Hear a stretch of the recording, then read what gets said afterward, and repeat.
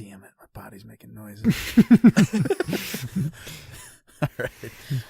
Episode 16. Oh, yeah.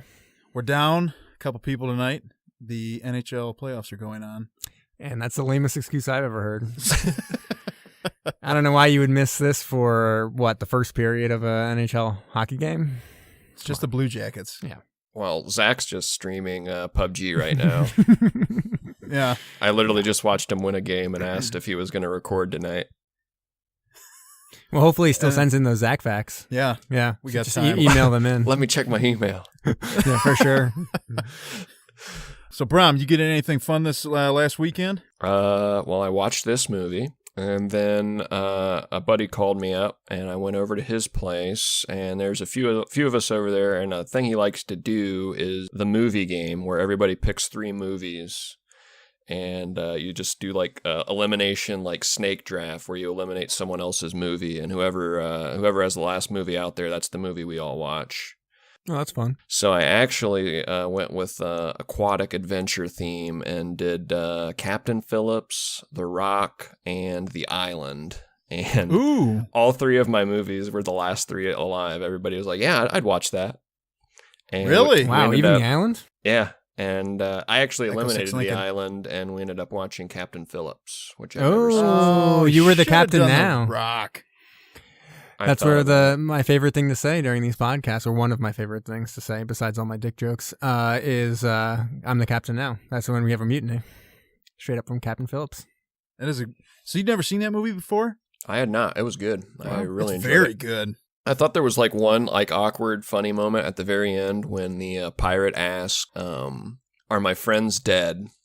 And you can see like the Navy, whatever he was, officer or whatnot. You could see him like thinking, like, I should probably say that's confidential information. I can't share that with you. You could see that kind of like going through his head, but then he's just like, Captain Phillips has been rescued and all your friends are dead. And we're like, damn, stone cold. Dude, that's the way to do it. Can't let those guys win. So, Kyle, do you want to say what we were able to accomplish in the last week? Talking about last night? Oh yeah. Not last night. 2 nights ago. Oh, yes. Yeah. Shoot.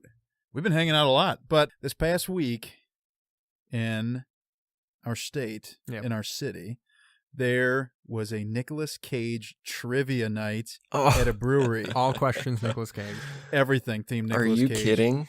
And we destroyed. Like, it wasn't even close. Like, we just, cleaned house. It was crazy. It was ridiculous. We won by 14 points. We answered 14 more questions correctly than the next team. Yeah, there were 40 total possible points. We won by 14. Yeah. And we even had to correct the trivia guy on this one question. It was ridiculous. He asked, which one of these actors has never been in a movie with Nicolas Cage? And we're sitting there looking at the list. It's Christopher Lambert, John Goodman, Elijah Wood, and Sean Penn. And we're like, he's been in movies with all these people. Yeah, so we're like, I guess maybe it's Christopher Lambert. So that's the one we just ended up putting down. And he gets up there and he reads. He's like, he's never been in a movie with Elijah Wood. I immediately went off. It's like, no way. Oh, I actually really liked the movie that he was in with Elijah Wood. Yeah, The Trust. The Trust. Yeah. And he's like, which one? Which one? Yeah, he's like, was this movie made within the last 6 months? I'm like, no, it was in 2016. I'm like, not within the last 6 months. And one of the guys on our team pulls it up on IMDb. He's like, look, they're even on the poster together. Yeah. And the other teams were like, you're already winning. You're already winning. Yeah, I mean, if I had to pick somebody to go out for $1 million and win me a Nicolas Cage trivia, it would definitely be Kyle. So, well, you'd be mistaken. It's the brain. Jamie, you're a big Nick Cage fan too, huh? Okay. He was literally writing down answers. There were multiple choice rounds before they were even done. We were basically treating them like fill in the blanks because we already knew those answers. Well, good work, but guys. So we were champs. We're the Nick Cage champs. I'm proud. Thank you. You should be. Mm-hmm. And I like The Trust. That didn't get very good critical praise, but I actually thought it was really good. It was fun. I will watch any Nick Cage movie. All right. This was not a Nicolas Cage movie, but should we get into the film anyways? Probably should. Okay. Time to dive this sub. What began as an innocent conversation among friends would soon spiral out of control and later be referred to by future generations as the eighth wonder of the modern world. Mac East Second Floor Studios takes you on the journey of your lifetime as your captains, Alex the Mustard Man, the artist formerly known as Brom, Jamie the Brain, Kyle El Capitan, and Zach the Backbone present Submersion. All right, Brom, which one did we watch today? We watched, here's your first Zach fact, the sequel to Final Destination, Destination Tokyo. That's a Zach fact. Yes, it is. This movie's from 1943, so it's really old. It's during the war, which is crazy. During World War II. That they go out and film a sub movie. Yeah. With like an active sub. Yeah. Parts of it were filmed with the help of people who were like on active subs and went out on active duty afterwards. That's crazy. Yeah. It stars Cary Grant, John Garfield, and Alan Hale. Currently has a 7.2 on IMDb. Rotten Tomatoes user score 65. This movie, in the last episode we talked about some Oscar noms. Yep. This is one that got one for best writing for the original story. There you go. So let's get straight into this. So we open up in Washington, D.C. They're typing up tap on their typewriters, typing up a little secret mission for our boy Cary Grant, one of the premier submarine captains. Everyone fucking loves him. And they send it out to San Francisco, and they start loading up this submarine that they're on, the Copperfin, right? USS Copperfin. Yes. And they're loading it up with all the essentials of a pretty important mission, such as food and torpedoes. Basically, those two things, because that's what you need. Somebody just asked for steaks, though. Oh, yeah. He wanted, they made sure they had hot sauce for Cary Grant, and he's like, make sure you bring some steaks in that. And they were like, of course. But he also has to kind of give a speech to let the guys know that while they were supposed to be going on shore leave, sorry, guys, it's Christmas Eve, but we got to get out on this sub because we got a super special mission. And nobody looks too upset about it because it's, that old school film and everybody's just smiling like, all right. Gee whiz, Captain. I'm glad we could be of service. Yeah. And I think also like they have a sense that they not only love him and trust him as their captain, but that there's like a bunch of people on the boat who really want to go out and kill people. they're jazzed to murder some people in the scope of war. So we're introduced to some of the characters. We've got a young guy. He said, "Call me Slim," but what was his name again? I can't even remember. He's kind of the young guy. He's being kind of mentored by like the chief of the boat, Mike, or one of the chiefs of the boat, or whatever. He's a torpedo man. Oh, is that right? Mike's a torpedo man. And then we also have a Greek guy, Tin Can. And he's got a secret reason why he really wants to kill these Japanese people. Yes, he does. They don't reveal it until like later. And we have Wolf. Total ladies, man. Oh man, are we regaled with some stories about the ladies? He's always killing it. He brought this little doll on board, which is the creepiest thing I've ever seen. Oh my God, that's super weird. But I guess that's something like with that interview we had last week where it's kind of like a frat house that you're kind of in there. Like that's the thing where you're like kind of like your frat brother who has like a doll, and you're like, hey, cool. Yeah. It's a doll. And he's like, hey, I'm sleeping with it tonight. Give him some privacy. And everyone's like, hey, cool. Yeah. He's played by the co-star John Garfield. Yeah, sad story with him, but I'll get to that in trivia. Then we see the captain. He goes down to his quarters, and he kind of writes this letter that was cracking me up because he's writing to his wife. Yeah, it's like, dear honey, I really miss you. I hope you like the nylon stockings I got you. Do you know why they said that, though? No. These are all jokes that within the war would have made sense. Nylon was, something that was you couldn't get a lot of because it was used in wartime stuff to make it. So like you couldn't get nylon stockings. So it was kind of like a great crazy treat for him to have been able to get, like, don't ask me where I got them. Yeah. Because like he obviously had to jump through hoops. So I was thinking that as I watched it, like, this is 1943. This is true golden age. Yeah. Like shit. And just a bunch of the jokes are kind of like, okay, in the time, I'm sure people would have been like, yeah, obviously. You watch it now, you're like, cool. What? But now it's like, don't make me say where I bought these nylons. And you're like, what the fuck does that mean? I know. I thought it was just some kind of maybe like some creepy joke or whatever type situation. Yeah. But then he couldn't find a toy submarine for little Michael. Yeah. He was sad about. And then there's also a shortage of teddy bears, but don't worry, he found one for Debbie And he does hope that the chicken pox didn't leave scars on her cute face. That's another one, 1943, where it's like chicken pox, where they're like, I hope she's not scarred for life with those chicken pox. And so then the sub just takes off. Yeah. And when they're kind of walking through the bunk area, there's some guy playing a Nazi flute. Yeah, he got, well, it was a fake one. That's what they said. They're like, you got had. Like, that was a fake flute or whatever. You spent $5 on that. Yeah.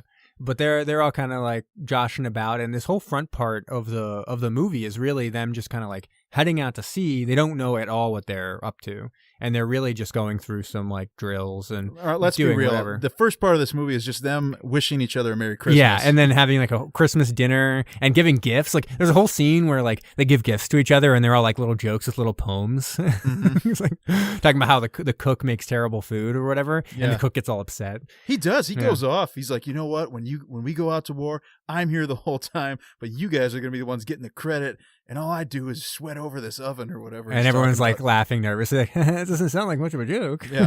They're like, really I wish we didn't just give you this set of knives. Yeah, exactly. So they have this whole thing with Christmas, and then there's different parts where they're like, Mike, do you think prayer works when you're out in sea? And he's like, I know that God exists. Just like I know there's salt in the ocean. I don't have to go out there and taste it. And they're like, oh, good. I'm glad I know that God exists. But then there's one guy who does not believe. Oh, no. Yeah, it's Pills, who's going to be the doctor. And they're like, do you believe in God? He's like, I'm not just sure about that. And like, so are you an atheist? And he's like, I wouldn't put a label on it like that, basically. Mm-hmm. But I just know that I don't believe and stuff like that. You see? Yeah. Oh, he'll believe. There's miracles are afoot on this thing. They are. But anyways. They come up later. So anyways, it gets past Christmas. I don't think there's not really much goes on before they get the mission, right? They're just kind of cruising about. I mean, they're just going around talking. You're getting some character development. Getting Wolf. Wolf was telling some of his stories about seeing like a girl. Oh no, that's after they do know their mission, right? He's reminded of it because of he says he's always just talking about all these situations he's getting into with women and how basically he's irresistible. Because he is. All those routines kind of sound like Abbott and Costello routines where they're like, come on, just tell us the story. Yeah, a little bit. Back and forth. Yes. And so finally we get to the point where they're going to open up their mission. And it kind of a funny little scene where like, because he opens up the mission, they're going up to the Aleutian Islands to pick up a meteorologist, or they call it like an aerologist. And then they're going to head over and they're going to infiltrate Tokyo Bay. So a very, very, very important mission for their submarine. And because of the maps that he needs to get and stuff like that, he sends people to get these maps and kind of like settle it. Everyone on the boat knows, even before he announces it, that they are going to be doing this very important mission and infiltrating Tokyo Bay, which is, as we've seen in other ones, there's going to be submarine nets, there's going to be mines, there's going to be, basically everything to prevent people from getting into that bay. It's going to be really hard. But, we get regaled with the story. Wolf is reminded of this lady because he's like, oh, I've always wanted to, bed an Oriental lady or something equally a geisha. A geisha, yeah, something like completely politically incorrect. But then he goes into this really long story about seeing this lady outside of a dress shop or something like that. Mm-hmm. And we even get like a flashback to it. I was like, wait, what's happening here? It was a very long movie with a lot of these little intercut scenes. Like, but I thought this flashback, that's kind of, more of a modern day type thing. I think they probably took it from something like this. You're talking about like in every movie from here on out with flashbacks? Yeah. Yeah. They can all point back to Destination Tokyo. Yeah. Nothing like Citizen Kane or anything that really, truly revolutionized narratives in cinema. Sure. We only talk about sub-movies. Right. And Nick Cage. Anyways, they head up to the Aleutian Islands and they basically see, we can see the boat that we're supposed to pick this guy up from, right? The boat. Oh no, it's a plane, and it lands in the water, and they send someone over to get this guy and all his equipment and stuff like that. Mm-hmm. And when they bring him back up on board, they see there's some Japanese planes kind of watching them and they're attacking them. So they kind of get a little shootout. A couple people get shot. They shoot down these planes. All right, but nobody. Even though people weren't necessarily manning guns on the deck of the sub, people were not taking cover. They didn't care. Nope. They're just like, shoot it down. Yeah. They're like slapping the back of the guy working the cannon. Like, a couple people get like shot, riddled with bullets, and they're like, cool, okay, pull him in. And then fine. A Japanese parachuter dives out of this plane. Before his plane crashes right into the side of a mountain. For sure. And this was like real planes, definitely wasn't models. Don't worry about it. They probably spent like $100 million on this movie, and but he falls into the water, and they're like, the captain's like, give me that Japanese soldier. I want to like question him. And so the torpedo man, Mike, goes down to pick him out of the water and ends up getting stabbed to death. And this was also very weird. Yeah. Because they could have just thrown a rope at this guy and then pulled up, but no, he jumped down in the water to try to grab him by the collar. Like Alaska. Yeah, and pull him up. Yeah. And then obviously he gets stabbed in the back. Right. And then the kid he's mentoring is like, no, and like just literally riddles this guy with bullets, like 100 rounds into this guy as he like sinks to the bottom of the water. He's like, I was too late. I killed him, but I was too late. And everyone's like, yeah, he got stabbed, and then you shot him, but like you don't have to worry about it. Like, you know, he should have been watching out. Like it's it's not your fault or whatever. But he's like all broken up about it. Yeah, it was. He did do a little bit of overkill on that guy. Yeah. Somebody even had to stop. Yeah, so like, that's enough. And so then he actually ends up becoming the hero again, right? Because like he's so thin that he can volunteer to get this unexploded bomb. Yeah, but this part was also kind of weird because while the planes were flying over, I thought this was just a screw up. What, it didn't explode or whatever? Yeah, this bomb just hits the sub and just breaks through the top. Yeah, and everybody's like, "All right, whatever." Yeah, sure. That could have been the end right there. Right. So they have the kid go in and kind of defuse the bomb. So he's a hero as well, but he's in kind of a sad situation. So before they head off to Tokyo, they bury Mike at sea, like we've seen in some other films as well, where they have him on top covered in an American flag, and they kind of push him into the water. Mm-hmm. So burial at sea, and everyone's up there and everyone's sad except for Tin Can, the Greek American. And they're all like pissed at him. They're like, what were you doing? Why? What was so effing important that you couldn't be up there mourning this guy up on the bridge? And he tells them exactly why, which is like, I had to make a coffee. Right. Here's coffee so important.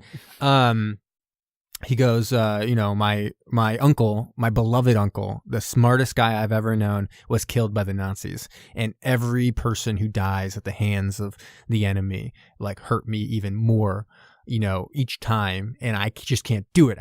I want to make them pay so badly that I can't watch you bury another one of our soldiers. I need to bury all of them. And it's like, whoa, all right. This guy's motivated. Okay. And so submarine makes its way, and it gets outside of Tokyo Bay, and they're kind of waiting around a little bit. It was interesting, too, because I didn't totally know the plan at this point, because they end up they're kind of waiting there, sitting there, and they see 3 ships, one of them a damaged Japanese ship, and then 2 kind of escorting it. And they're like, fucking perfect.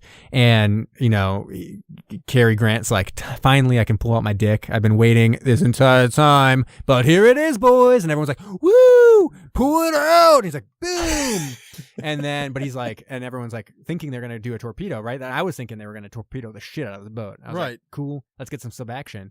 But no, because the trick is they're gonna follow this damaged boat, because it has to they have to open up the subnets, and they gotta weave through the mines. They're gonna follow along, and because they can be underneath these boats, no one will know. It's a real down periscope type trick, right? Like you go right underneath the boat and kind of get lost, like Phantom, where you just smack into it. Right, sure. And then you engage your Phantom. Yes. I don't think they had a Phantom though. Probably not. Not yet. Yeah, agree to disagree. Did you see it? It was right on top of it's the right boat. there. Engage that Phantom. And so I was like, oh wow. And even Tin Can is like, why are we sinking these guys? Like, aren't you guys angry? And they're like, no, that's all part of the plan. And so they follow along, and it's a real tense, little bit like a tense moment as they don't want to be heard, but they want to get real close up near it, because they're not sure how much of the net they're going to open, how much of the subnet they're actually going to open. So they don't want to get caught in the also need to use it to disguise themselves in case anybody's running active sonar. Right. And so, but it all works, and they end up in Tokyo Bay, and it's pretty incredible. Like they even hear like Tokyo Rose, they tap into the radio, and Tokyo Rose is basically like, there's no subs anyway. We've figured it out, and America just should give up because no subs can get near us. And it's like, there's a sub right there in Tokyo Bay. And then they just go and they float down to the bottom, and they're going to hang out there because they're going to send people out at night. For sure. So they brought the guy who's the aerologist / meteorologist. I'm just going to call him meteorologist because I don't know the other one. I'm pretty sure we call him meteorologist. And but he grew up in Japan, so like he knows Tokyo really well, and he can speak Japanese. And he's good at the weather. And basically the whole idea is they're going to be bombing Tokyo, and it's going to be the first bombings of Tokyo in the war. But they need to know all the weather and stuff to be able to make it accurate. They can't have their like planes caught in storms, and they need to know the humidity and the wind and all this stuff, everything to make the mission a success. So they need this guy to go out there and report back what the weather is and stuff like that. So they recruit him, a guy named Sparks. Was he the XO? No, they said the XO. I can't really remember. No, the XO. I think Cary Grant said the XO. Like, you can't leave here. What would I do when blah blah? Right. So I think it's like Sparks, who maybe was like the electrician or something, and then Wolf, the womanizer, who in kind of a surprise, they're like, we know you have daring, like you can do it. And he's like, yeah, I got daring, and then he kind of jokes like, it's really because I'm dumb. I don't know to say no. Like, so I'm gonna go. And they head off, and basically the idea is they're going to be off on land for a while. They're going to do some other missions. They're going to do some reconnaissance themselves as the sub, but like 2 days later or whatever, they're going to pick them back up out on the water. And so you really only see them leave the sub, and then it kind of cuts back to the sub, and we get a really lengthy story of Cary Grant talking about his son getting a haircut. Yep. It's apparently a very important thing because it even comes up again later. Yeah, like flashes on the screen. And, then all of a sudden somebody busts in and they're like, hey, the newbie has a temperature of 103 degrees. Yeah, he's real sick. He ain't doing so hot. No. And so he's like, Cary Grant goes over and goes like, Pills, come over here. What's wrong with him? And Pills is like, I don't want to say because it really sucks. I know what it is, but I don't want to say it. Like, you better say it. He's like, he's got appendicitis, and we have to operate him or he's gonna die. It's like, so you're gonna operate him, right? And Pills is like, I'm not a doctor. I'm just like a field medic. It's like, but you've seen it before, right? Like, yeah, I've seen people do, appendectomies a couple times. Like, perfect. All the experience you need. Yeah. Go at it. And it's like, which is one of the funny things, because I had asked my wife, who's a doctor, like, if we were on Desert Island, I had appendicitis, would she operate me? So she's not a surgeon, she's a doctor. Mm-hmm. And she was like, no, I would kill you. Like, you would die. Just kill you? No. Saying that by operating on me, like, I have a better chance of surviving by just trying to get over the infection without it rupturing than her actually trying to perform surgery on me. So, like, I was watching this being like, he probably shouldn't be doing this. Just try to have him survive. They're just making all sorts of weird little tools. Yeah. They take the knife set that the cook got and they shave them down into little scalpels, and they're just boiling all the stuff in the pots they have. And they go into the surgery, and they're just pouring ether onto this guy, and he's praying. So this is the big thing. It's like, I'm going to pray. I'm going to pray. It's like, okay. So he's praying, and they put him under, and in the middle of surgery, they run out of ether. So he's basically not even under anesthesia anymore. Mm-hmm. So we're going to kill him because he's, we can't operate without anesthesia. Like, this is impossible. It's like, you just got to finish your job. And Pills finishes, and they're like, okay, is he okay? And he leans down, and there he is still praying, and he's survived. Yep. And Pills is like, I now have found God. Basically, he says, I found God. Yeah. Not so many words until later. Right. And it was also kind of funny, right before the surgery, Cookie, the cook guy, he's like, if you come out of this, I'll make you anything you want. He's like, just go ahead and start on a pumpkin pie right now. And then after he finishes the he doesn't surgery, start on it. Spoiler alert, he does not start right away. Because he's like, you're going to probably die. Yeah. Like, why would I waste my time making a pumpkin pie? Come on. Like, get out wow, here. dude, cold-blooded. Yeah. Like, that's all he sees him praying. He's like, oh shit, I better get on this pumpkin pie. It's like, oh, that's weird. It's still warm. It's almost as if you didn't start it right when the surgery began. It's like, I was out for like 4 hours. This should have been done a long time ago.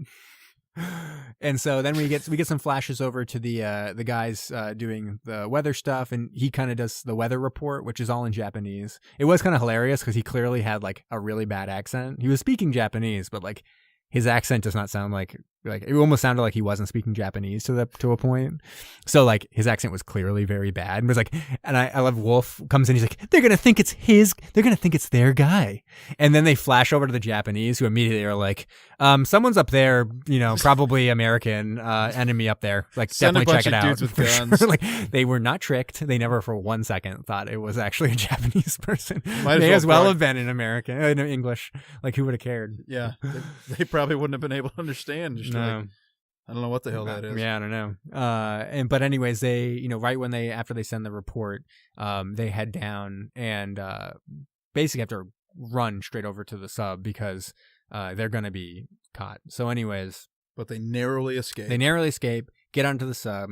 The sub, dives down, and they are able to see the planes come in and start bombing Tokyo and stuff like that, right? Mm-hmm. Yeah. And there's a lot of things in this movie that are said that are not kosher in today's language. I'd sure like to hook an Aleutian salmon. Cute if I opened them up and there was a Jap in there. Fried Jap and tartar sauce. I'll take mine boiled in oil. Here come our boys. I hear Japs are happy to die for their emperor. A lot of them are going to be made very happy. Yeah, so there was a running theme or like a strain in this narrative where they were talking a lot about like Japanese culture and kind of the culture of the Japanese. Like at one point they're like they don't even have a word in their language for like love or women, like respecting women. Like they don't respect women like our Western culture does, which is really like somewhat ironic given the movement in America right now. Yeah. It's kind of like this whole idea of being like women have forever been disrespected in our culture. You have this movie that you're watching where it's like they're savages. They don't respect our women like we do. And it's like, oh, okay, great. All right, well, fine. And they have a bunch of other stuff too. I mean, even when he's writing that letter in the very beginning of the movie, they have a book on it called like the Oriental race, like genetic or race culture, right near him on his desk, like his book. And it's a fake book. Like I looked online, like it's not a real book. It's a prop made for this movie because they wanted something that said Oriental like race culture. Well, they also have a thing earlier on where they talk about the guy who stabbed Mike in the back. How he was probably trained to do that since he was born. Since he was like 10. Because Mike's kid, when he was 5, Mike went out and bought his kid the nicest pair of roller skates. And that kid, when he was 5, was given a knife. Yeah. And so then by the time he was 7, he was being taught by some kind of military instructor. Then when he was 13, he could take a machine gun apart blindfolded. And there just need to be more rollerblades in the world. Yeah. If Mike were here to put it into words right now, that's just about what he died for. More roller skates in this world, including some for the next generation of Japanese kids, because that's the kind of a man Mike was. So they have a bunch of stuff in here with that kind of stuff. But anyways, they're celebrating this bombing, and Tin Can in particular is like pretty jazzed. That's really all he wanted in life. Like he could have died. He was like, fine, this is good. Like I saw that boat just go down. So anyways, the Japanese kind of like rally the troops, and so they're heading out of the harbor, and they're like, perfect opportunity. We're going to go out the same way we came in by kind of hugging along with this boat. Mm-hmm. And so they head out of the harbor, and then they are, what are they attacking? Oh yeah, they're sending up, there's a ship that they see that's sending up planes to battle their own planes. And they're like, this is our time, boys. Like, this is where we have to save people as well. They just bombed Japan. It's time to save those planes. And so they go up and they torpedo the shit out of this boat. And they're pretty happy to be sending off these torpedoes too. They're like, oh yeah, like 4 torpedoes straight at this thing. They even turn around. They're like, we're not done with it yet. It hasn't sunk. Like, let's get to the other side of that. So they go right under it, and they're like, shoot some more, and they just poop out some more torpedoes straight into the boat, and it sinks like a motherfucker. They were relentless. I think they probably used every torpedo they had on that boat in that one attack. But unfortunately, what this means is like 1 million boats come out and start depth charging. So we went from U-571 which was like 30% depth charging straight into another one where we had like 40 minutes of depth charging where they really did kind of tell you like what it was all about, where it's just like, we literally sit here, we pray and hope that we don't die, but otherwise just get used to rocking around, hold on. Like, There's nothing. That's basically all we can do. And it ends in the end. It's like they're just kind of rocking around, people getting injured and stuff like that. And they're like, he's like real tired. He's sweating. Everyone's taken off their like shirts and stuff like that because it's so hot in the goddamn sub. Mm-hmm. And like all of the water, it's, you know, we have the one thing we do have in this movie. We don't have fish. We don't have mutiny. We don't have fire. But we do have breached hull and stuff. We get water coming in or burst pipes and stuff like that. Yeah. From these. But it's not like a huge thing. There's just a couple scenes of it. Yeah, they're trying to move the water from one room to another and stuff like that. Eventually, the captain is just pissed. He's he's just tired. Man. He's like, fuck this. Like, how many are up there? And they're like, we can only see one now. Ooh, we're like perfect. Yeah, we are. Like, we can only see one right now, and they're like, perfect. Let's get the hell up there and take this out. And so they get up above onto the surface. They see the boat, shoot off some torpedoes, blow it to smithereens, and then it's as if no other boats ever existed because they're like, let's go home. This part kind of confused me because they were just getting depth charge after depth charge after depth charge. They're like, oh, there's only one boat up there. I thought, what? Well, shouldn't there be like a million boats trying to get you guys? And shouldn't at a point if there's one boat, it's like, wait, we can pretty much get out of here. Like, why don't we just go that way? Like, how is it going to really know where we are? You want to take it down. But yeah, I know. But I'm saying, like, it is a case where, like, if they were heavily damaged and stuff like that, instead of being like frustrated and be like, let's just go, like, they could actually probably have just snuck away. Anyways, yeah, maybe. After a wildly successful mission. Yes, fantastic explosion, and then they sail into San Francisco. Oh yeah. And it's funny, you get some guys working on the bridge. You're like, oh, do you think that submarine saw any action? And they're like, no, probably not. Definitely not. And then they are going into harbor, and he looks over and he thinks he sees his wife. And he's like, I thought I saw my wife. I couldn't be that lucky.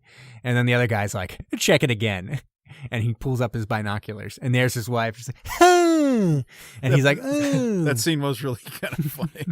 It's basically like Phantom. It's like, which is all imagined. They died in those depth charges. They could have. Anyways. Is that the alternative ending? It's a real ending. Yeah. Rest was a dream. That's it, man. That's it. It's Destination Tokyo. Yeah, let's get some ratings. I'm excited to hear about the ratings on this guy. Yeah. Let's see. There's only 3 of us. Yeah. Bron, we're going to start with you, Bron. Yeah. What do you think about this movie? Well, boys, I got to say, I was really impressed with the special effects in this movie for 1943. I thought... it looked fun, yeah. It looked good. I mean, obviously you could tell there was some models and aquariums and things like that, but I mean... That aside, I mean, yeah, sure. We were joking about how like shallow everything was. Yeah, you're obviously in these tanks, so like you could always see the bottom of the ocean, even no matter where they were. They were just like several meters above the bottom of the ocean. Didn't really make sense. But I mean, even today, like if you gave us like a month, like you, me, and Kyle, a month to do that, I don't think we could beat that. You don't think you can make Hollywood level models for a submarine battle? No way. That would be very dumb. Come on. Come on, dude. Not giving yourself enough credit. This is a man who made a sign for a destroyer. This is you, right? I'm not thinking. That is me. Okay. That is me. We could do the models. Yeah. We have a model of a submarine sitting right here, right next to us. Doesn't look super real. No, it's not great. But it would work for our movie. Sure. But between that, I thought the torpedo combat was some of the best that I've seen. I know I joined sort of the casting with you guys episode 8 or 9, but since that point I thought the torpedo combat in this movie was really good. It was exciting, intense. If you were to watch another one, Run Silent Run Deep also does some good torpedo stuff. Mm-hmm. That's on my list to watch, and I really want to see Crimson Tide too, based on what you guys thought about that one. Not much torpedoes in that one. Just I guess there is actually. They do move around. Do. Yeah. Not as many though. But on Destination Tokyo, I particularly liked the second half of the movie. I thought the first half was really slow. It really felt like a USO film or something that they designed it to show it to the troops. It was just like little sketches and comedy bits and the flashbacks with the girls and the womanizing and all of that. And it ultimately made the movie a little too long, but I ended up watching this in 2 parts. I started watching it about half the movie one night and stopped right after the Alaska scene with the backstabbing and the funeral, and then picked up from there. And really, if you start watching from there, it's pretty much all action with them going into the Tokyo Bay and infiltrating the dry land, and then escaping and ultimately sinking a few ships. They sink the destroyer and the flat top, as they call it, the aircraft carrier. And I thought all of that was really fun. And again, I really enjoyed this movie, and I'm starting to get a little congested at the 7 spot, and I'm going to give this a bump over the other movies I've rated a 7. I'm going to give this a 7.25 incher. Wow. All right. I am going to agree with a lot of what you said. I thought when I started watching this movie, as it started with this like Christmas stuff and some pretty explicit kind of religious overtones, kind of being this is it's 3 different points basically in the movie. They kind of contemplate the idea of God and prayer and stuff like that, which seems out of place nowadays in like a major film release or whatever. And so things like that, I thought for sure I'd come out of this being like, it is what it is and like blah blah blah. But once we got up to the Aleutian Islands and onwards, like, I was really into it. I was actually really liked this movie. Like once they were in Tokyo Bay, I was like on the edge of my seat watching this like 1943 movie with models. Yeah. Like clearly, I was sitting there being like, this is, I think, what they mean when they say movie magic. Like it's clearly like people on green screen combined with people on like a set combined with models. And I'm sitting there being like, gee whiz, I hope they survive these depth charges and things like that. So like I actually really, really enjoyed it. I was very impressed with it in the end. They could have easily cut this down to about an hour 35 maybe by cutting out a lot of the extra kind of fat to it. But this was 1943. So I think those kind of like extra scenes that you saw were, part of that. Having Wolf say like 3 different times lengthy stories of his sexual conquests. While fun was, maybe you could have boiled that down to one of them. Like, I don't know. And Cookie, like at one point, the cook, opens up a phone book and literally talks about like loving reading the phone book for like 5 minutes. Like it probably would have been cut nowadays. There's things like that where it's like they could have trimmed the fat a little bit, but underneath all that fat was like a really, really nice film that even I really the appendicitis scene, like they could have cut that a little bit. Cut that down a little bit. So, but I did really enjoy it, and I think I'm going to give it an 8.0. I think that was the same as I gave Run Silent, Run Deep, and so I think I'll do that. You dirty SOB. You're right on to me. Yes, I have to echo a lot of what you guys were saying. When it first started, like you were saying, I was kind of like, what am I watching here? What is this? This is going to be kind of strange, but I think overall, they did do a very good job with character development in the movie. Yeah.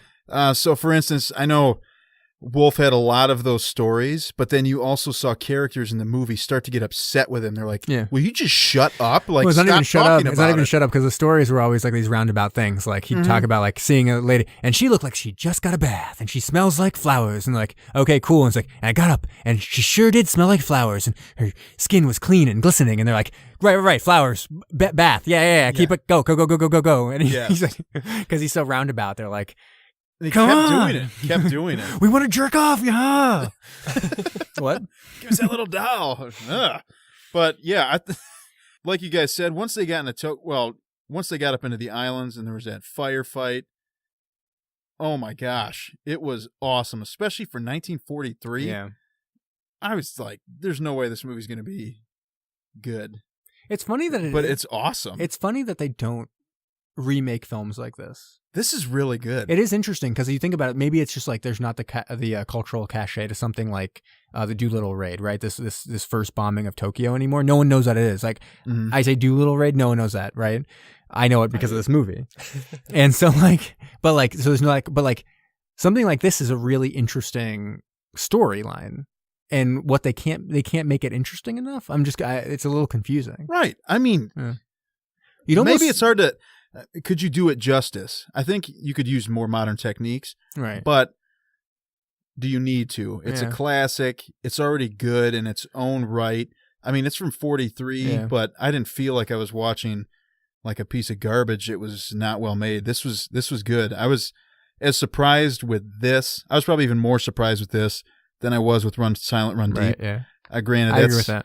That's a few years down the road, like 59, but Great. I'm also going to match you at an 8 with this. I guess I'm surprised that there isn't someone out there kind of being like, do we need more stories from World War II at this moment?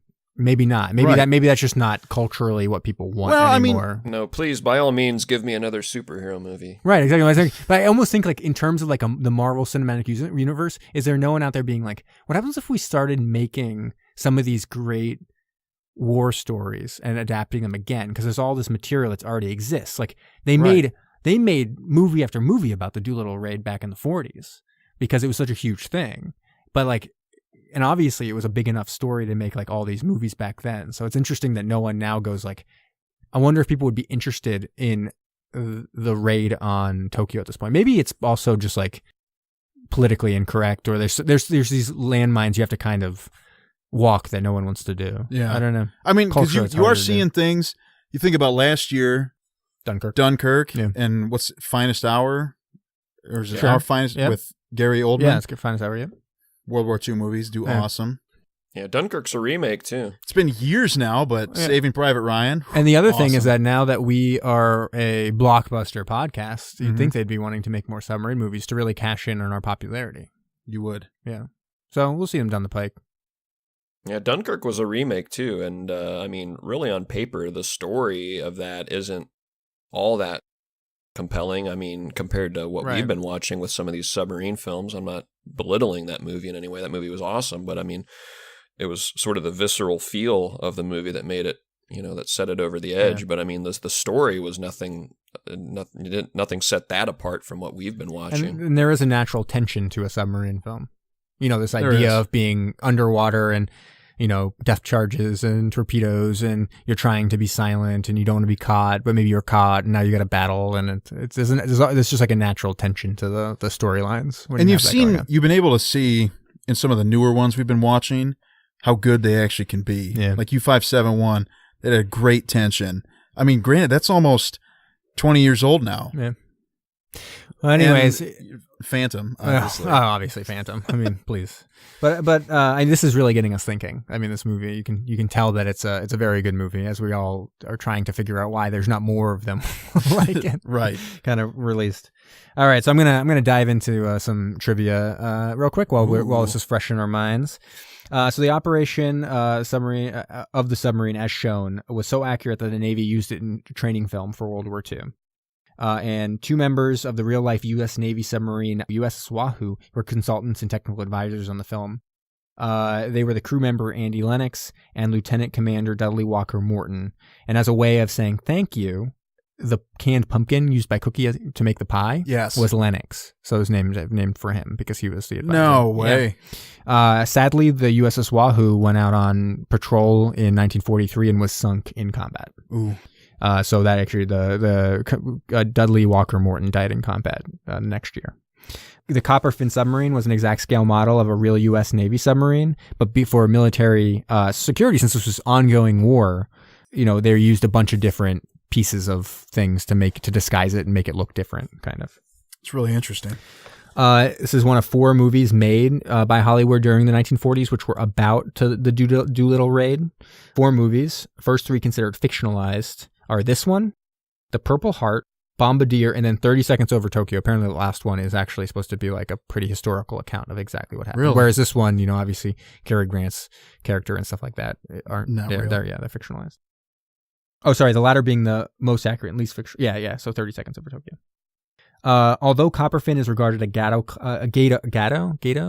class boat, based on studio footage, she's probably more correctly Salmon class or Sargo class, based on where the torpedoes were and what was in operation during the time of the Doolittle raid. Yep, I believe that. Columbia Pictures loaned Cary Grant to Warner Brothers to make this movie. In exchange, Warner Brothers loaned Humphrey Bogart to Columbia for the film Sahara. Interesting fact. Isn't that always so funny to think about then? They were like you're owned by this. Yeah. So this was, as you mentioned, this was nominated for Best Writing Original Story Oscar. And then John Garfield plays the ladies' man character, and he had kind of a sad backstory. So he was accused of being a communist, mostly because his wife had at one point been part of the Communist Party. And so during the Red Scare, he was blacklisted. He was called in front of the committee, the Congress, McCarthy committee in Congress, and then blacklisted. And he died of a heart attack at the age of 39. Allegedly, or presumably because of the stress, or allegedly, I guess, because of the stress of all that. And so his most famous role is probably as a boxer in Body and Soul. It's kind of the first great boxing film ever made. And interesting for our season 10 boxing movies.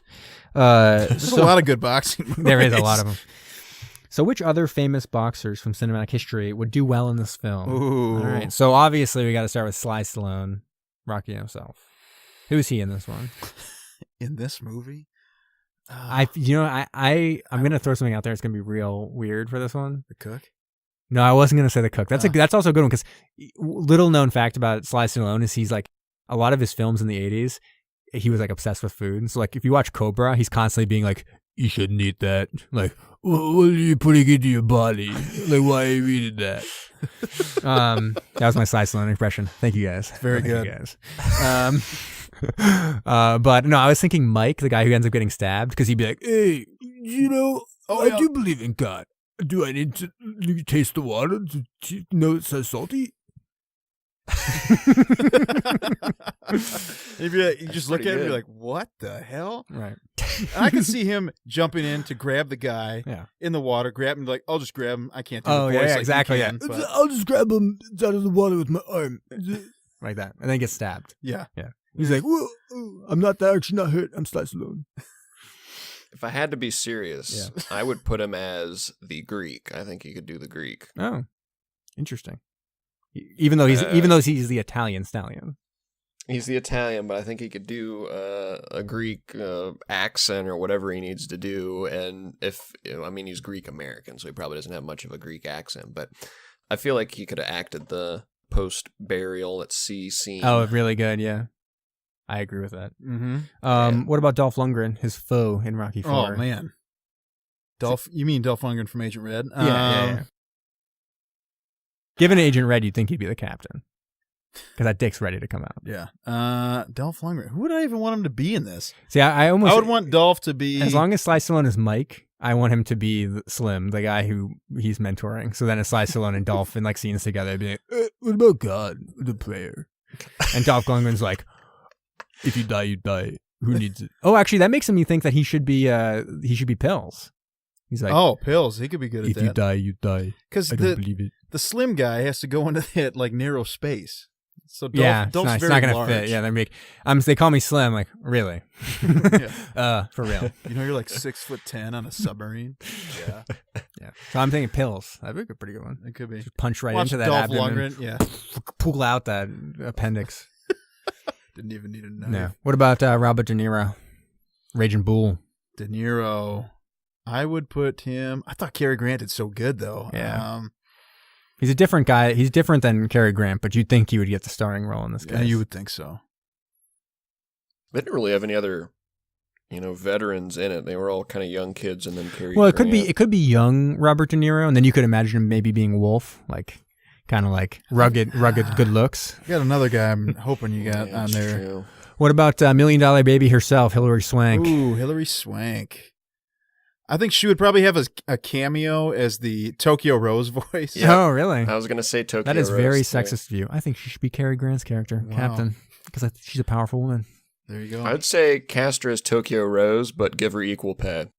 Very good. Very progressive. I like that. What about Mark Wahlberg? Mark Wahlberg. That's our guy. That's Wolf, right? Wolf. Yeah, that's Wolf for sure. And we have that scene basically straight out of Boogie Nights, where he pulls out he just pulls it right out. And he's like, take a look, guys. Talking about his biceps. Right. He just pulls out his arms. Yeah. Out of the parka that he's been wearing.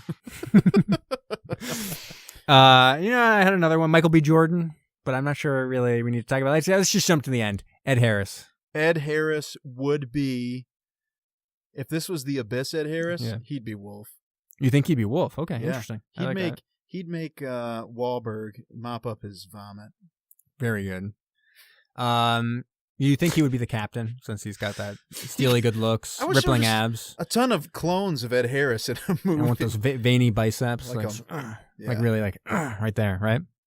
I would love a movie like that, like a multiplicity type movie on a submarine. It's just all Ed Harris. All right. What is this? And to finish up my part, let's get into the Phantom Zone. Engage the Phantom. Phantom's engaged, sir. And so this was an easy run because of research I had done before for some other movies. Didn't go anywhere, I thought, until now. So Cary Grant was not only in this submarine film, but he was also in Operation Petticoat, which features a pink submarine. Probably the only pink submarine we'll see. It's kind of famous for Operation Petticoat. We'll see. Not the only yellow submarine we'd see if it was yellow. It's true.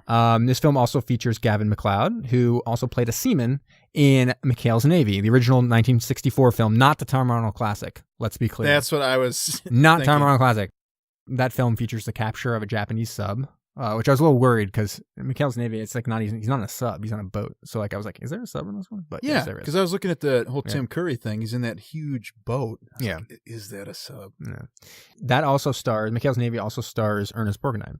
Oh, we right saw there. him in Ice Station Zebra, but we're not going to use that one. We're going to instead use Torpedo Run, because from Ice Station Zebra, we jumped through Ernest Borgnine to Torpedo Run. So I'm going to use that track now. So jump into that. Skipping one. LQ Jones is in Torpedo Run and Battle of the Coral Sea. Features Tiro Shimada, who we know from On Silent Deep, but we also previously used in You Only Live Twice. From there, we follow previous path back to Phantom with Connery in Hunt for Red October, to In Enemy Hands, to U-571, to Navy SEALs, to The Abyss, to Phantom. Craziness. It's no big deal. It really doesn't. It just works every time. It does. Every sub movie can be tied back with sub actors or actresses or producers for Stinger, whatever that was. It was a special effects artist. Okay. Don't belittle my Phantom. accomplishment. No, I'm not. I thought Stinger was going to be your kryptonite. Oh, I did it. But yeah, so there we go. Perfect. Yeah. I feel good about it. You should. Thank you. If you've done one thing in life, it's this. That's true. I don't have any kids yet, but even after, this will be my biggest accomplishment. Well, little Mikey, I used to Get ready for I'd it. be proud of you, but did you ever know what your dad used to do? Future children, when you're listening to this, obviously you will, just know that this is my biggest accomplishment. Connecting Stinger to the Phantom. For sure. It's subs worldwide. So, today, you mentioned this a little bit earlier, the sub that's portrayed in the movie as the Copperfin is the Gato class. It is a Gato class, even though that historically doesn't make a whole lot of sense. Mm-hmm. That name instantly threw me off because, I don't know if you guys know this, but I took 3 years of Spanish in high school. So I and thought it was cat class. yes, Gato. Cat is Spanish. Sorry, gato is Spanish for cat. Cat is Spanish for gato. Yes. Which is also Spanish for cat. It's weird. It's a secular thing, really. Yes. But actually, this was named after the cat shark, so it is kind of a play on the Spanish thing. Woo! I'm learning so much already. Yeah, and so this, I don't know if you know what a cat shark looks like, but you know what a plecostomus for an aquarium, it's like the little algae eater. Mm-hmm. Yeah, they're aren't they like bottom dwelling sharks? Yeah. They look like that, but in shark form. So great. Yeah, for all you listeners, try to spell plecostomus and look it up. Well, but one thing you could just hold this close to your Alexa or Siri or whatever, and then maybe it'll pick up what we're saying. Yeah. Search plecostomus. Perfect. All right, so this was the first mass production U.S. sub for World War II. Wow. And I know, it's kind of cool. That is really cool. It's largely responsible for destroying many Japanese merchant ships and the Imperial Japanese Navy in World War II. And so these are fleet submarines, which means that they operate out in front of a fleet of ships. And so they're going around kind of running scouting missions, and they'll radio back when they find ships or something like that. And so they can prepare for battle, and then the subs will start engaging them beforehand. So for a sub like this, you need fast surface speed and heavy armament. But the dive times on these boats were a lot slower than the German and British counterparts. because they were operating in the Pacific, they needed to have more fuel, so these boats are much larger. So it just makes sense they're going to go a little bit slower. However, it's not always about going fast because these are much more luxurious than other Navy subs. I think they were trying to show that to us. So then they're talking about like having steaks on board and at the end when it's getting real hot because like the air conditioning had basically broken and stuff like that. So they were kind of giving hints that they had these things on there, on that sub that other countries didn't necessarily have. Right. So they did have air conditioning, refrigerated food storage, freshwater distillation units, clothes washers, and bunks for every crew member.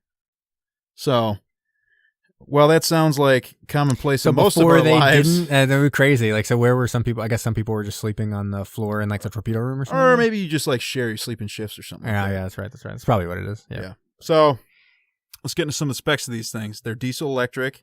They have 4 diesel engines that drive electrical generators, and these generate 5,400 horsepower while surfaced. The batteries, which are 126 cell, generate 2,740 horsepower while they're submerged. Great. I know, right? It's hard to put that into perspective with anything. Well, it's just a similar, like when we get a sub, it won't have an engine. We're just going to strap about 2,000 horses to it. And then that's how we'll kind of ride around. We'll have to be near, we'll have to be near like kind of some land for the horses to run on, but then they'll have a rope that kind of tows us along. It'll be fine. What's the... Talking about seahorses? Are you trying to think of seahorses? The conversion from seahorsepower to horsepower. Oh, I mean, I don't know. We'll have to do intense research about this. Yeah. Okay. See if we can get some funding. Yep. So anyway, they're 311 foot, 8 inches long while they're surfaced. Wow, it's pretty big. It is big. They can cruise around at 21 knots. That's 24 miles per hour for all of us land people. Submerged, cruising along at 9 knots or 10 miles per hour. The range is 11,000 nautical miles. Wow.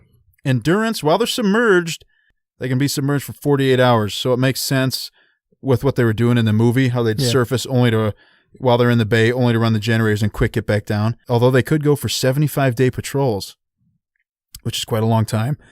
And their crush depth, 300 feet. Very nice. They held 6 officers and 54 enlisted men. They also had 10 torpedo tubes, 6 forward, 4 aft. Right. So that was what they were kind of saying is like not only was this class not yet really up and running yet by that time, or wouldn't have been part of that mission or whatever. Because these were... But they had 4 and 4, so... Yeah. These were, let's see. I think it was like 41 to 45 or something they were built. Yeah, so it would have been. Yeah, but they would have been like brand new. Yeah. So they also have a 50 cal deck gun, and they have this Bofors gun, which we've seen on other submarines. Bofors. Whichever one it is. But that's the most popular one, anti-aircraft multi-purpose gun. So 77 of these things were built. 20 of them were lost. 5 retired. 6 of them are preserved in the U.S., and a lot of them were sold to other countries. So we sold them to Italy, Turkey, Greece, Brazil, and this is kind of a weird slap in the face, I think, based on what we saw. We sold them to Japan. But if you want to go take a tour of one, you could go to Galveston, Texas, Manitowoc, Wisconsin, Cleveland, Ohio. Yes. Buffalo, New York, Mobile, Alabama, or Muskegon, Michigan. That sounds like road trip. Yes. We're going to do them all. Yeah. All right. I like it. There we go. That was great. Thank you so much. Thanks. I learned so much on our podcast. I do what I can. So, Bron, what you got? All right. I got a countdown for us. Here we go. Insert audio clip here. Great. You're not supposed to say that. Something. I'm just supposed to. Oh, yeah. What do you got? You got a good song? Well, no, I was just thinking like Zach's last week was pretty good. I could do something like that. Show us what do you remember Zach's last week? Yeah, I know. Yeah. Anyway, what's your countdown? Thank you. Okay, so last week we completed our 15th episode. So we got 15 in the books, 15th anniversary, the Crystal anniversary. Wow. To commemorate it, I want to give everyone sort of an update on where our scores are lining up and share our top 5 films to this point. I don't know if I'm stepping on anybody's heels. I don't know if you planned on doing all of this at a later date, but it's fine. You just totally wrecked it. It's whatever. All right. Well, you can let me know. No, you're fine. I won't do any more after this. I was going to give some periodic updates and maybe do like a top 5 bottom of the barrel movies at some point as well. I already know those. Well, yes, we already know those, but the scores are kind of funny. Yeah. But here we go. Here's the top 5 to this point, and actually it needs to be updated after tonight. We got a Destination Tokyo is an infiltrator now into the top 5, but this is as of 15 episodes in the books. Number 5 is Black Sea. Wow, surprise! Yeah, I'm happy it made it. I really enjoyed that one. It's one that you recorded 3 different times, but the episode finally made it out, and it was a good movie. Kyle, you gave it an 8.5. Jamie gave it a 7. Alex gave it a 5.5. He didn't enjoy it. Zach gave it a 6. I gave it an 8 for a total score of 7.0. Ooh, wow. Number 4 is K-19, The Widowmaker. Interesting. All right. I like that. Kyle gave it a classy 6.9. Jamie gave it a 6.5. Alex underestimated it, I think. Well, Alex is carrying the weight here. He gave it an 8.8. Yeah. Zach gave it a 7.5, and I gave it a 7 for a total of 7.34. Number 3 is Ice Station Zebra. Nice. Kyle, you gave that a 7.5. Jamie gave it a 7. Alex gave it an 8.5 for a total score of 7.67. Ooh. Number 2, and this is where Destination Tokyo would be interjecting, because that got a 7.75 as of tonight. But number 2 with a 8.0 is Run Silent, Run Deep. Kyle giving it an 8, Jamie giving it an 8, Alex giving it an 8. All right, even across the board. Yeah, because it's a great movie. It is. Check it out, Brom. Check that shit out. I will. And honorable mention, the funny one is Crimson Tide. Yeah. Did not make the list here. Oh, because of fucking Zach. Because Kyle gave it a 10, Jamie gave it a 10, and Zach gave it a 0.5. Oh, what an asshole, because he didn't watch it. Oh, man. Yeah. I was waiting for it to be number 1. 6.83. I got a 6.83 regardless. I was waiting made for the it list to be the top one. That's what I thought it was going to be. Yeah, it is my most fun one. So what's? I think I know the last one then. It's got to be the number Abyss. Number 1 is U571. Really? Wow, I don't agree with that. That should be, but fine. Well, you guys got on me for giving it a 7. Hey, and you I guys, liked it. Kyle, you gave it an 8, Jamie a 7.5, Alex a 9.5, and Zach giving it a perfect 10. That's right, because it was tiny. Where'd the Abyss fall? The Abyss is currently sitting at number 7. What's above that? Crimson Tide is at 6. Oh, okay, gotcha. I keep forgetting about that. Well, I don't think we did necessarily the best, because I think personally for me, Run Silent, Run Deep, and this one, Destination Tokyo, I like better than U571. I actually liked K-19 probably slightly better, but although I'm sure I don't think my scores actually reflect that in the end, because I underestimated K-19, I think. And then obviously Crimson Tide, because Zach only watched 5 seconds of it and turned it off. I think you watched the opening credits. I don't even think he saw the birthday party. No, he didn't. He just saw the text scroll and then was like, I hate this movie because I don't like text. I don't like reading. What is this? What is this, a book? And then he turned it off. Yeah, Zach completely derailed these, because the 0.5 on Crimson Tide, then giving U571 a perfect 10 kind of disrupted the flow of things a little bit. Man. All right. Different folks, different strokes, right? Yeah.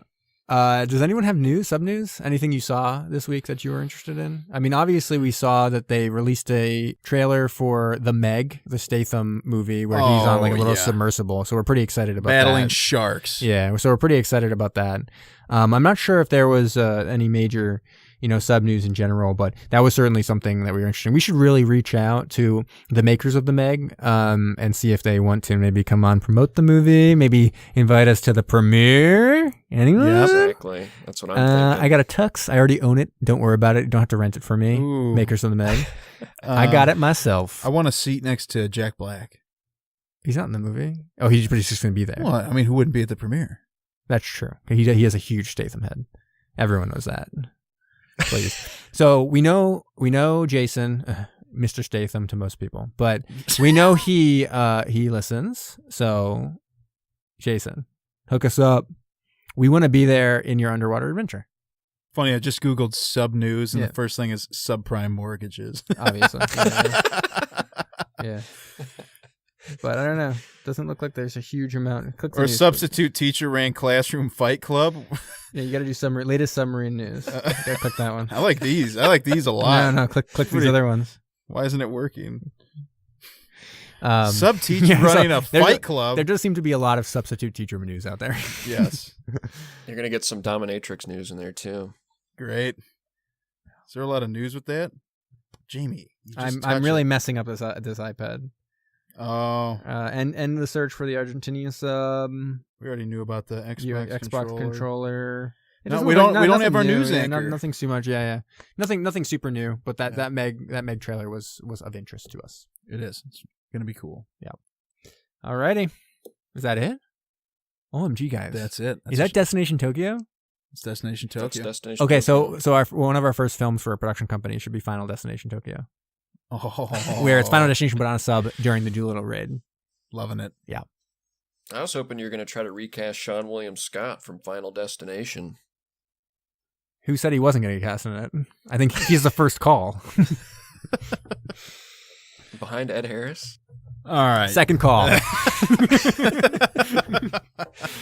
Beside William Fichtner and David Duchovny? He's one of the calls.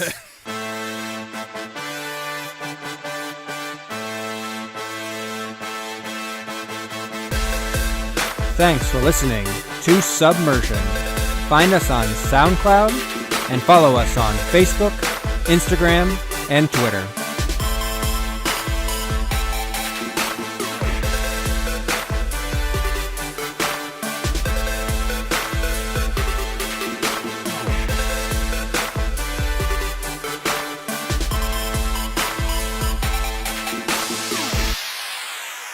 To the gallant officers and men of the silent service, to our submarines now on war patrol in hostile waters, good luck and good hunting.